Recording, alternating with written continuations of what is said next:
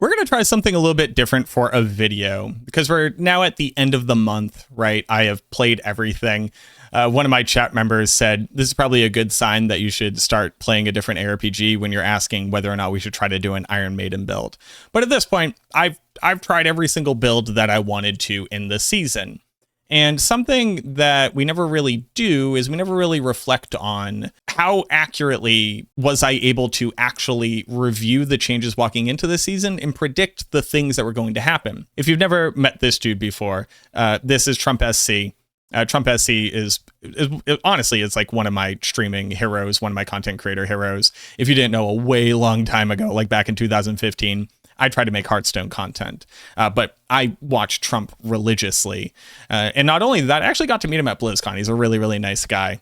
Maybe he'll remember me the next time that we're at BlizzCon and we can hang out at one of the hotel after parties. Trump, if you're seeing this, man, it was awesome meeting you. And I promise I'm not trying to be weird and parasocial. But something that I really liked that Trump would do was he would review a new set in Hearthstone, and then he would come back and review his review. He would talk about how the meta had shifted. He would talk about whether or not he was spot on. It would give him a better understanding of how to evaluate cards moving forward. And I realized we can do that too. I reviewed not only the changes walking into the PTR, but the changes walking out of the PTR. And on top of all of that, I generated, a data set. And that data set gave us an understanding of what my key takeaways were, what builds I thought were going to be like big performing builds. And then on top of that, we did all this math and I calculated what pit tier I thought all your favorite builds were going to do.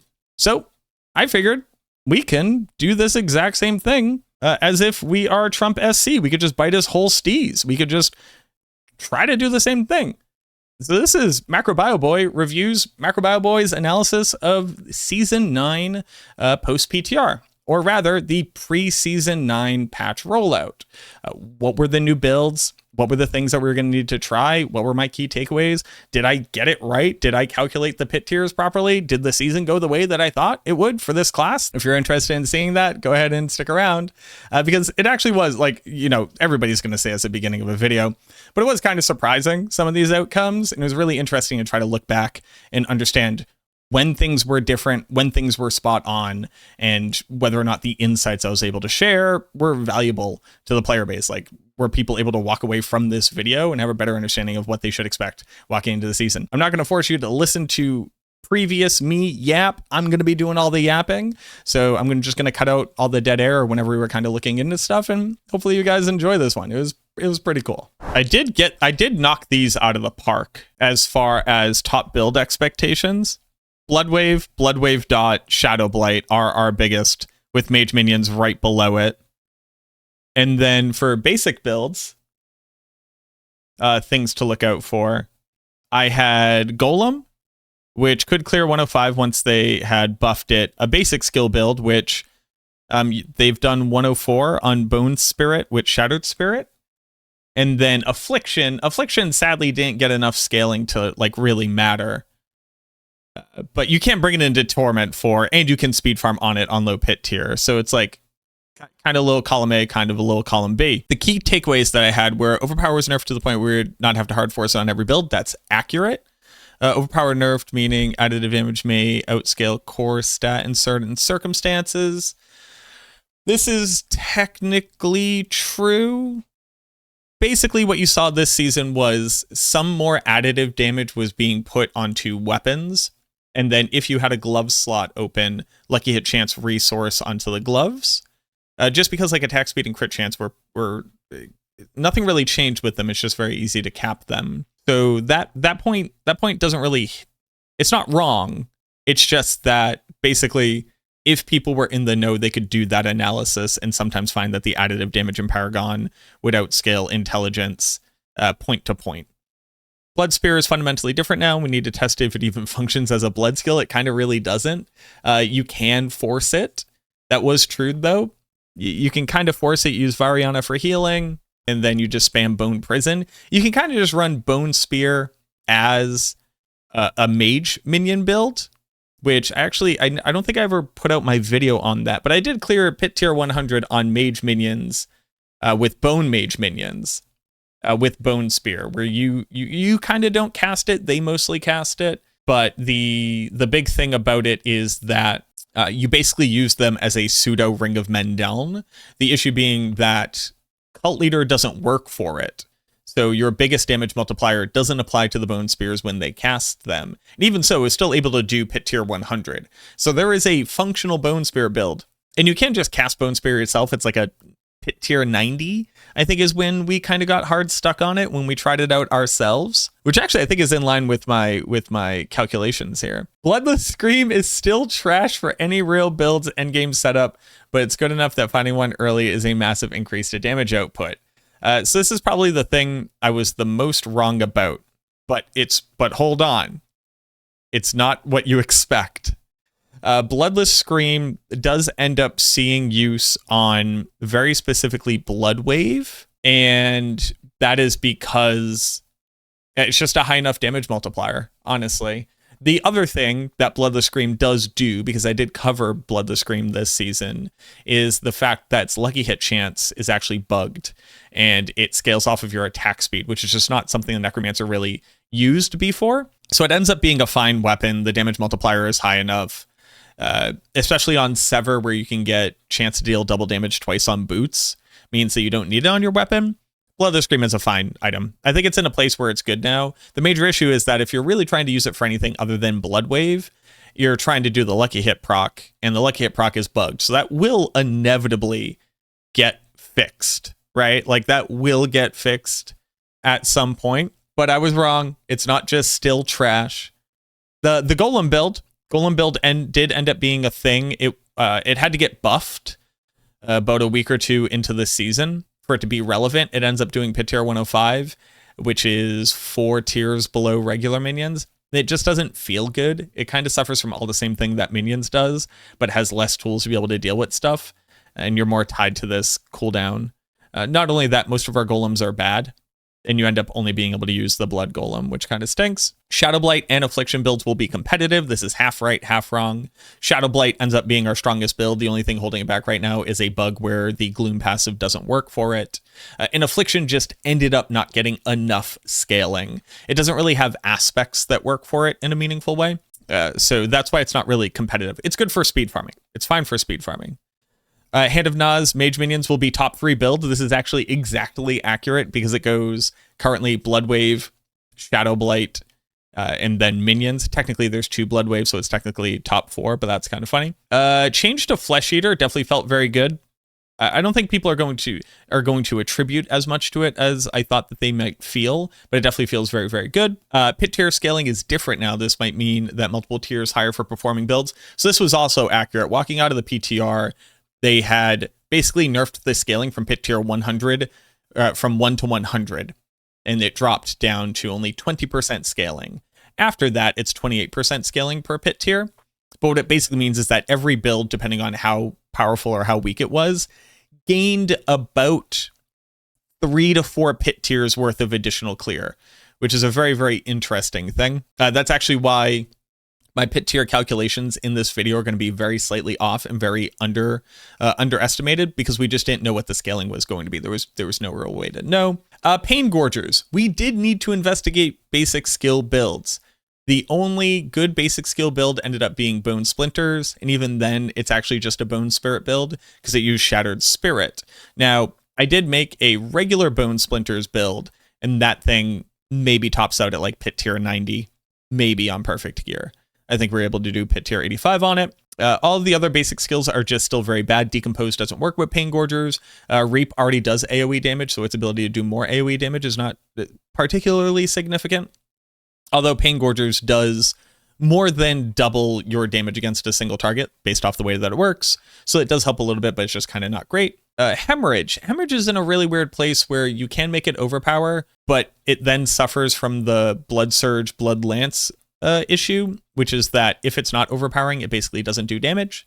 And if it's not doing damage, it doesn't matter that you're echoing out low damage values. Bone Spear Mages now inherit minion bonuses for damage, and I still think this means nothing, but it's worth investigating. So this is true. Bone Spear Mages do inherit your minion bonuses, and I kind of already touched on this, but there's a big bug holding back the actual Bone Spear that they cast because it doesn't benefit from Cult Leader. But Bone Sphere mages cleared pit tier 100. I did that myself. It's honestly a pretty cool build. Keeping them alive is not very hard. You just have to put a couple points into Bonded in Essence.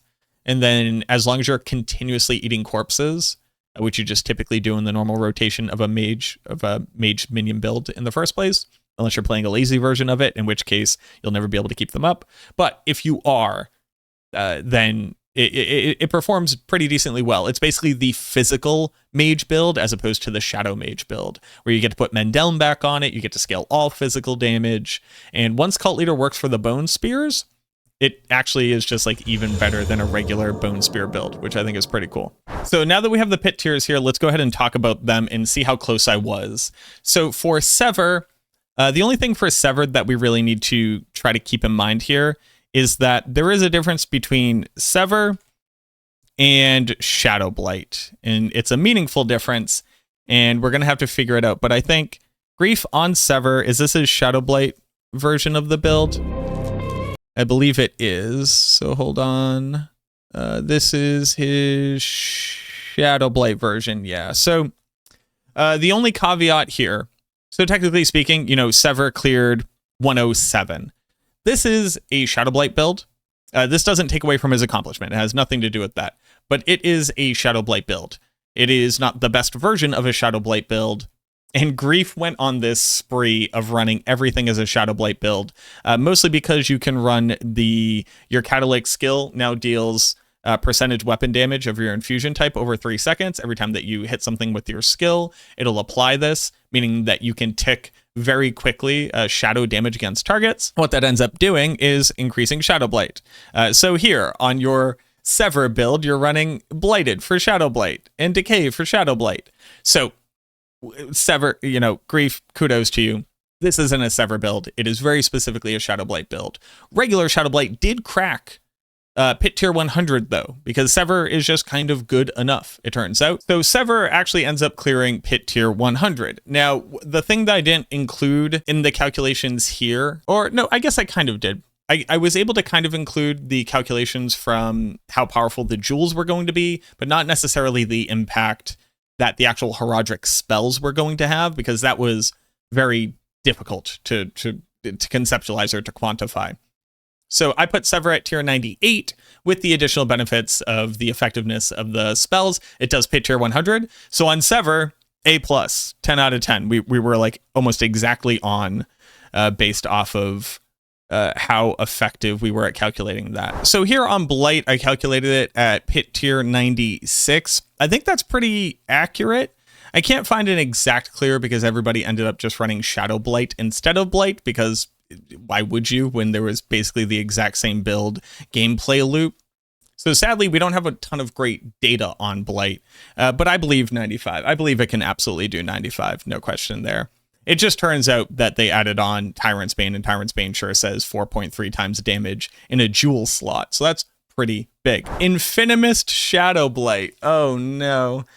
So there's a little bit of history for why I originally said Infinimist was going to get retrofit to be Shadowblight here. If you don't know the history of Infinimist, basically like the first really strong Necromancer build that the Necro was known for way back in the day, that one in Bone Spear. Infinimist was a Shadowblight build.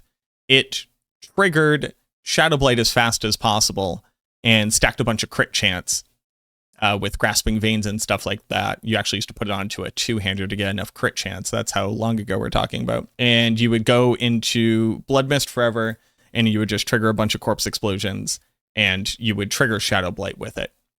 And that's what I thought we were going to do with the build guide. And it just turns out that for this build, you need to be spamming at maximum APM, like 3 attacks per second.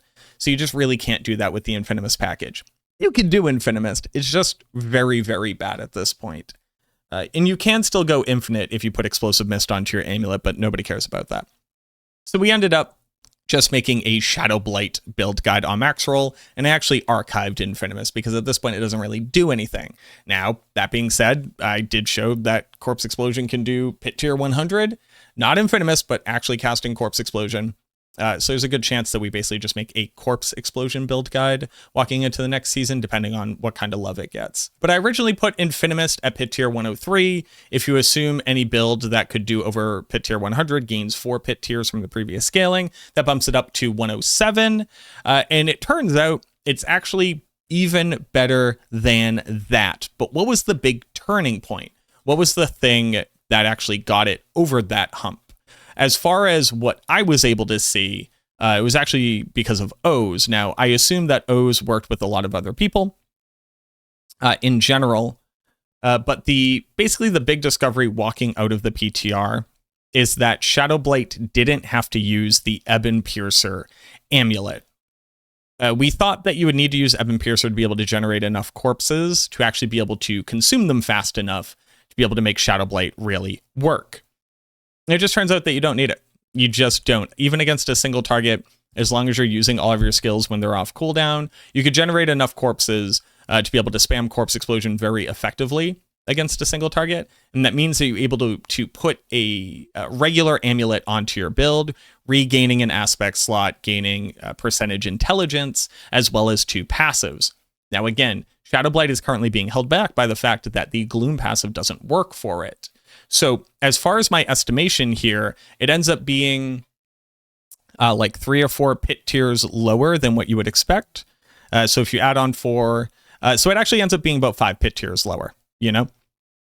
So we weren't able to see that, but there was just like 2 things coming against it. 1, we have this weird bug. 2, we don't have to use Ebon Piercer.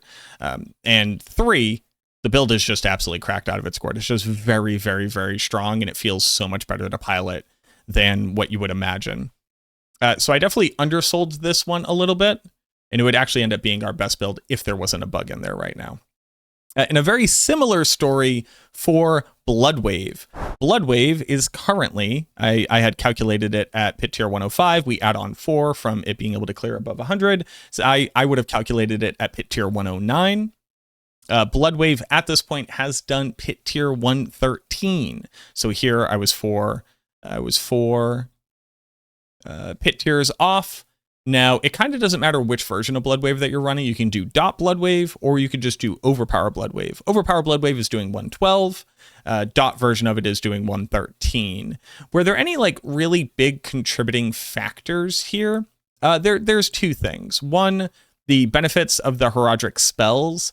It's a little bit difficult to like really overstate just how valuable they are, and being able to manage your lucky hit chance cooldown against a single target. Disintegrate is just goated for this. Oh, and I just remembered one other thing for Shadowblight and what helped to bump Shadowblight up even higher. They started using Aldkin. Aldkin, when he's in his shadow form, the mercenary, actually does a ton of instances of shadow damage and offers you a better damage multiplier uptime than Rahir does. So that was another thing that helped to push it over. That was not something that I assumed at all, and I had to learn that from O's. I just wanted to touch on that very quickly. But back to the Shadow Bloodwave, it turns out the dot ends up being stronger, and it's mostly because Tyrant's Bane exists. And not only that, this continues to gain the benefits of all the damage multipliers. Because Bloodwave becomes a darkness skill, it gets to benefit from Gloom, whereas other builds right now just can't benefit from Gloom in a lot of different ways, which is kind of silly. And yeah, it ends up being very slightly stronger than I thought it was, because the dot version ends up being stronger than what I would have originally imagined. Lord Sara jumped on doing the dot version of this pretty early on, so that's what's probably attributing the most to the couple pit tiers that I was off there. But this is very cool. It's nice that we have a dot build that's, able to actually scale up to this level, even if it does have to come on the back of Bloodwave. Pause. All right, resume. Overpower Bone Storm ends up being a trash build, but you kind of just don't have to do Overpower Bone Storm. You just kind of run regular Bone Storm. You just don't need to waste the aspect slot and deal with that. You just put on a bunch of damage multipliers. It does above pit tier 75 because you just stack on all the multipliers. They made it so that the key passive is stronger. They made it so that the Bone Graft port is stronger. It's still not a very good build because so often the vast majority of your damage is kind of spread out because the lucky hit chances trigger on random monsters. But it's an okay build, and you can use it for speed farming, like the speed farm build that I just put up. And it's surprisingly better than what I thought it was. But this was such a wild thing to try to calculate because we were dealing with like the double layered overpower nerfs and just really trying to answer the question, like, what does overpower even really mean anymore? And it turns out, unless your build naturally overpowers, you really don't care about using it at all. Bone Spirit is another one. Bone Spirit, it was kind of difficult to really calculate just how impactful this was going to be. It has a couple bugs going against it, which is that Bone Spirit, even using Decaying Humors, can't benefit from the Gloom passive because it doesn't work for anything that isn't a Darkness skill, even if you're doing shadow damage. So that's just a bug that's been reported to the devs. But Bone Spirit did get hit a lot. It ends up doing somewhere around like 95. If you're doing the Shattered Spirit version of it, which is, you know, building into all of the basic skill damage multipliers and double Bone Splinters, that's doing 104. But plain Bone Spirit, let's go ahead and try to figure out where plain Bone Spirit is. Not a lot of people are running Bone Spirit because it's a really difficult to gear build that ends up just kind of like not really doing anything. Hungry Raz Spirit. All right, let's see what Hungry Raz Spirit is. Bone Spirit ends up doing Pit Tier 100. All right, yeah, we can vibe with that. Shadow Bone Spirit, Tragic Gloom isn't working for this, yeah. So this ends up, Bone Spirit ends up doing Pit Tier 100, so I was a little bit overzealous with the calculation of the nerfs to Bone Spirit, and ends up being able to do Pit Tier 100. Well, even so let's add up. We add up the four ranks, that brings up to 95. We end up just building a little bit more into the multipliers that are now available. They get you like 96, 97.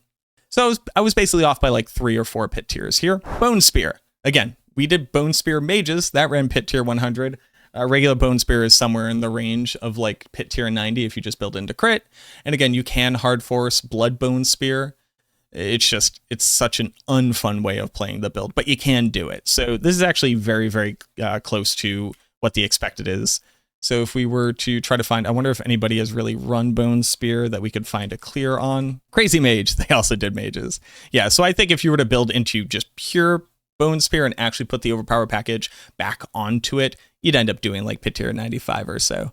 So I was actually a little bit kind here, with the major issue being that we just couldn't really figure out whether or not the build would even function and what you would legitimately do with it.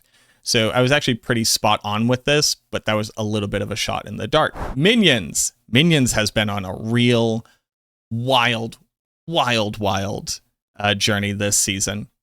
The long and short of Minions, if you didn't follow along with it, is basically they are considered a darkness skill, which is not how that's supposed to work, but it appears to be the intended functionality. I've tried to reach out to the devs to figure out whether or not other minions are going to be getting skill tags. But as far as I can tell, Shadow Mages are meant to be a darkness skill. That means that they do engage with Gloom. And a lot of people are having a lot better success on mages using Mage Cast twice and building into shadow damage, which shouldn't make mathematical sense because Mendeln represents like 70% of the build's damage. But it turns out that minions are currently bugged right now. I know, shocker. And they are double dipping on the Reaper sacrifice. They're double dipping. Well, they're not really double dipping. It's not really double dipping. It is that when you use the Reaper sacrifice, they get the damage multiplier twice. They get double the value of summoning damage as opposed to the skeleton mage damage. So you're able to temper on summoning damage and get more out of it than you typically would. But that doesn't work for Ring of Mendeln. None of these things work for Ring Mendeln, the thing that I'm about to say. And the Abyssal Glyph, which increases your elemental damage, also applies to them twice. So once you add all of that together, the minions damage represents the majority of the damage that the build is doing. And if that is true, you can actually drop Ring of Mendeln, put on a 50% damage multiplier, and then build purely into shadow damage, and they attack twice, and basically get better average DPS. I know, that was a mouthful. But that's why you need to understand why my calculation here, even though my calculation is off, it's only off by 3 pit tiers, but that's why you need to understand about it. So all of that being said and told, the Shadow Mages end up not running Mendeln anymore, which is the craziest thing on the planet. They get to build fully into elemental damage, and it's just a lot better for speed farming. It's a lot better just for area clear because you're not waiting on the Mendeln procs. They eventually fixed at least one of the bugs in the Mendeln ring on the minions. So the thing that they fixed was that the mage minions weren't giving you 3% damage multiplier per mage minion. They were only giving it to you for the first 3, unless you resummoned them and only gave it to you for 5. So you're missing out on 35% damage there. What it ends up meaning is that once they fix that, Mendeln and the non-Mendeln version can now clear the same pit tier 109, with the non-Mendeln version continuing to be just like a easier to play build, an easier to guide build, one that I have a lot more fun with and requires, less powerful uniques to get off the ground, which is really, really nice. So if we add on the 4 pit tiers here, that gets us up to 106. I could never have known that these bugs were going to exist. That's what gets you up to 109. And the build ends up being, I think, by far my most fun build this season. I loved bossing on it. I loved speed farming on it. You can swap over a couple things to be able to speed farm on it better. I loved running in the pits with it because them teleporting around you did make them a little bit easier to kind of manage. You still run into the same things where like suppressor field sucks, being permanently crowd controlled sucks. All that's being dealt with this season by the seasonal power. If those things go away, I don't know what we're going to do, but whatever. That's just minion issues. But yeah, so I was pretty close to being able to calculate this one. I was about 3 pit tiers off, but that's mostly because of bugs that we couldn't foresee. So I'm going to take that one as an A+.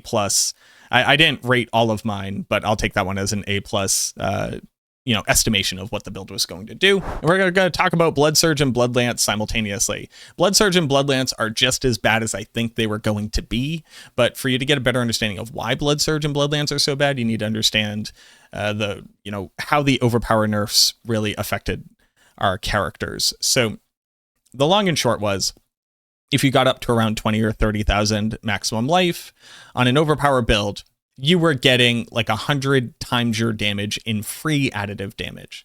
That's why everybody built overpower. That's why overpower was on every single build, which meant that builds that could naturally overpower were getting higher additive damage values on their tempers, higher multipliers available in their paragon and in their skills. And if you could naturally overpower, it's still very powerful. But if you can't naturally overpower, there's no real reason to explore it, which I like. I like not having to shoehorn overpower into every build. Blood Surge and Blood Lance are naturally overpowering skills that do not overpower 100% of the time. Blood Surge overpowers every 5 casts once you have gone through a cycle. Blood Lance overpowers once every 6 casts once you've gone through a cycle. You can pick up blood orbs to make them overpower more often, but the moment that you're fighting a single target, that's not really part of the calculation. That just doesn't really do anything. So what that all means together is that Blood Surge and Blood Lance got royally effed because they lost all of their additive damage and they're not great at overpowering. So they're bad at doing non-overpower damage and they don't overpower a lot. And they weren't compensated at all. They were not buffed to offset this issue. And they're just trash builds this season. Nobody is playing them. Like, I wouldn't be surprised if there wasn't a single submitted run on either of these. Yep, nope, no Blood Surge runs and no Lance runs. I actually recorded a video where I played Blood Surge to get a better understanding of how the build felt. And I had like insane gear. I had 4 GA Cruor's Embrace. I had 3 mythics. I had a double passive amulet with intelligence on it. I had insane weapons. Everything was masterwork properly. And it's just bad. It was just bad. Like, I couldn't clear a pit tier like 85, or maybe we got through 85 and then I got to the boss and didn't do damage. It was that bad. Like, I didn't even put out the video because all I was going to say is don't play these builds. So I was spot on with the calculations, but it's even weaker than I thought. So if we don't give them the bump up, these are pretty accurate to what they can do on like literal 4 GA perfect triple masterwork crit gear. And that's how bad they are. Can you take them into the open world? Sure, you can. You can take anything into the open world. You can stand still and just, swing the basic skill around and kill stuff in the open world. Being able to kill stuff in the open world is not a mark of value for builds, really. But yeah, no, Blood Surge, Blood Lance, I was spot on. They were going to be our worst performing builds. They were by a country mile. And I'm just desperately hoping that they're going to get anything walking into the next season because they're really, really bad. Army of the Dead. The best version of Army of the Dead sacrifices all of its minions because you want the sacrifice bonuses from them rather than running them, which sounds funny, but it's true. The big thing with Army of the Dead was walking out of Season 8, before they capped the multipliers on skills, Army of the Dead had a 121 times damage multiplier. And with that, it was able to run pit tier 40 in a season where other builds were running pit tier 150. Keep that in mind. They capped it. They went from 121 times multiplier down to a 3 times multiplier. And oddly enough, 3 is less than 3% of 121. So they basically chopped it down to doing like 2% of its previous damage. That was after them literally making an air-marked unique weapon for it called Sanguivore, Blade of Seer, the weapon that haunts me every single day because everybody wants to know, is it good for minions? And it's not. It's only good for Army of the Dead, and Army of the Dead is a terrible build. So nobody ran Army of the Dead. Would it run this pit tier? I don't know. You could probably hard force it up to like pit tier 80, which if you take the 74 and you add on 4, gets you up to 78, and then you include the benefits of the Heraldric Gems, then put you around 80. So my best guess is that this estimation was pretty close to what Army of the Dead would be doing in this season, and they just killed this build. They propped it up and they killed it. Similar to Soul Rift. They made a whole Soul Rift build. They made an entire Unmaker unique helmet. People did anything with it at all. That apparently was not allowed, and they nerfed it into the ground, and now you don't run Soul Rift with Unmaker, and you don't run Army of the Dead. It begs a question. I'm not sure exactly what the question is, but it begs a question. But at least our estimation was near accurate. And then Affliction. Affliction, actually like almost dead on with kind of where I thought it was going to end up after you do the math of it all. You know, Affliction can speed farm pit tier 55 in a minute. It could probably do 75. It could probably get all the way up to 75 before it starts to feel really bad. It just doesn't have enough damage scaling. It doesn't have aspects. It doesn't have a unique on it. But it does do that. It does do that number. So that's another A+, 10 out of 10 estimation of kind of where we thought that would go. So there we go. That was MacroBioBoi reviews, MacroBioBoi's analysis of season 9. There were definitely some outliers, right? There were just some things we couldn't really calculate because they didn't give us the numbers walking out of the PTR. They just gave us the understanding of what they were going to implement. The pit tier scaling was a little bit different. How impactful overpower changes was a little bit nebulous. Bone Spear just got completely cracked. Multiple mage minion builds ended up coming out. We were able to do a golem build. Basic skill builds were kind of just as bad as I thought they were going to be, except for Bone Splinters, which is fine on Shadowed Spirit, but kind of bad as just a regular basic skill. We were able to get the majority of our pit tier scaling actually pretty close when you add in the additional ranks from just how much easier it is to get through pit tier 100. And I think that we can at least show here, if I were to grade myself, if I were to give myself a grade for how well I was able to calculate these things, I put it somewhere around a B+. There was definitely a couple things I just like didn't know. So I'm not going to hold myself accountable for those ones, but I'd say about a B+. I think we could do a little bit better if I'm just a bit more strict with exactly how I'm willing to calculate these things. But I guess you can let me know, right? This is enough of me talking about myself. I want to hear from you. If you made it this far, consider subscribing to the channel. It would mean the world to me. Leave a like on the video as well. But let me know down in the comments what you were the most upset about, what you were the most excited about. Do you think I was being fair? Maybe I gave myself a little bit too much credit. And did you personally have a different experience with any of these builds? And maybe it's not represented either at helltides.com or what my calculation was or what my personal experience with the builds were. I'd love to hear from you. But that's enough of me talking. I've run myself hoarse. Thank you very, very much for watching this video. I truly hope that it helped. I look forward to seeing you in the next Mac reviews, the next future Mac reviews. Oh boy. Is this a series now? Hopefully. Because it just, it gives me something to do at the end of the season. Hopefully you enjoyed it. All right. Bye-bye.